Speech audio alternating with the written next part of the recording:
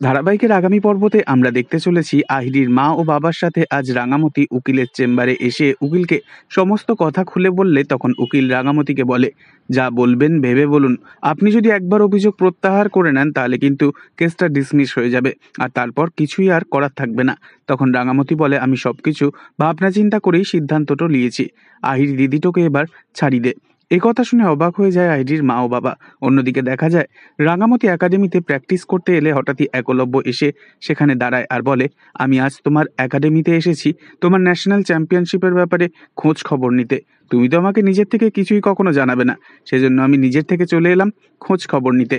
তবে যাই হোক, এই ন্যাশনাল চ্যাম্পিয়নশিপটা কিন্তু খুবই ইম্পর্ট্যান্ট। এটার জন্য তোমাকে কিন্তু আলাদাভাবে প্রিপারেশন নিতে হবে। তুমি তো সেসব নিয়ে কিছুই কখনো ভাববে না, সেই জন্য আমিই চলে এলাম। তখন রাঙামতি চোখের জল মুছে বলে, আমি নিজের ভাবনা নিজেই ভাবি লিব। তুই আমাকে নিয়ে ভাব, আমার জন্য চিন্তা কর, সেটা আমি এখন থেকে চাই না। এ কথা শুনে অবাক হয়ে যায় একলব্য আর রাঙামতির মুখের দিকে একভাবে তাকিয়ে থাকে সে। তবে কি বা সত্যি সত্যি রাঙামতি আহিরি এবং একলব্যর জীবন থেকে সরে গিয়ে ওদেরকে এক করে দেবে? আপনারা কারা কারা চান একলব্যের পাশে সবসময় রাঙামতিকেই দেখতে? অবশ্যই কমেন্টে জানাবেন, আর পরবর্তী আপডেটের জন্য সাবস্ক্রাইব করতে ভুলবেন না যেন। ধন্যবাদ।